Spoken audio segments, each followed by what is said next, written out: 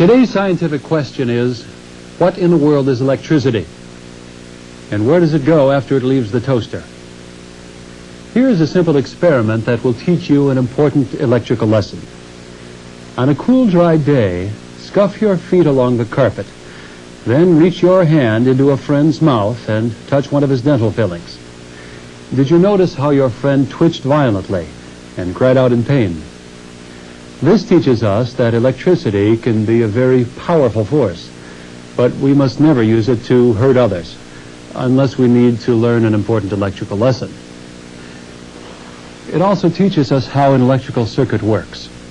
When you scuff your feet, you picked up batches of electrons, which are very small objects that carpet manufacturers weave into the carpet so that they will attract dirt. The electrons travel through your bloodstream and collect in your finger, where they form a spark that leaps to your friend's filling and then travel down to his feet and back into the carpet, thus completing the circuit. Amazing electronic fact. If you scuffed your feet long enough without touching anything, you would build up so many electrons that your finger would explode. But this is nothing to worry about unless you have carpeting. Although we modern persons tend to take our electric lights, radios, mixers, etc. for granted, hundreds of years ago, people did not have any of these things, which is just as well, because there was no place to plug them in.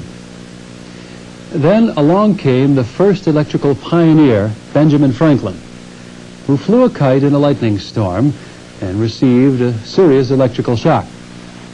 This proved that lightning was powered by the same force as carpets. But it also damaged Franklin's brain so severely that he started speaking only in incomprehensible maxims, such as, "A penny saved is a penny earned." Eventually, he had to be given a job running the post office.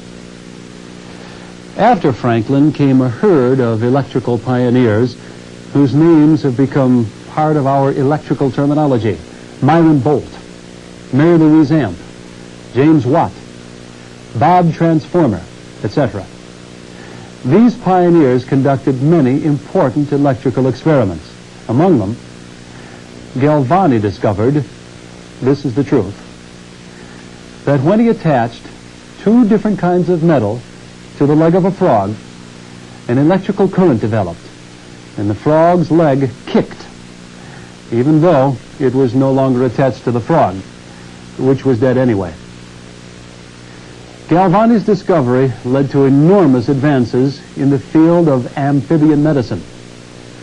Today, skilled veterinary surgeons can take a frog that has been seriously injured or killed, implant pieces of metal into its muscles, and watch it hop back into the pond, where it sinks like a stone.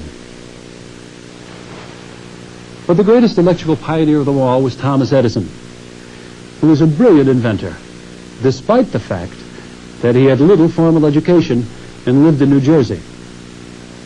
Edison's first major invention in 1877 was the phonograph, which could soon be found in thousands of American homes, where it basically sat until 1923, when the record was invented.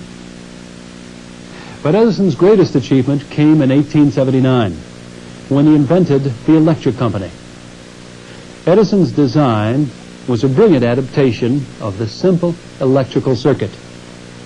The electric company sends electricity through a wire to a customer, then immediately gets the electricity back through another wire. Then, this is the brilliant part, sends it right back to the customer again. This means that an electric company can sell a customer the same batch of electricity thousands of times a day and never get caught, since very few customers take the time to examine their electricity closely. In fact, the last year any new electricity was generated was 1937.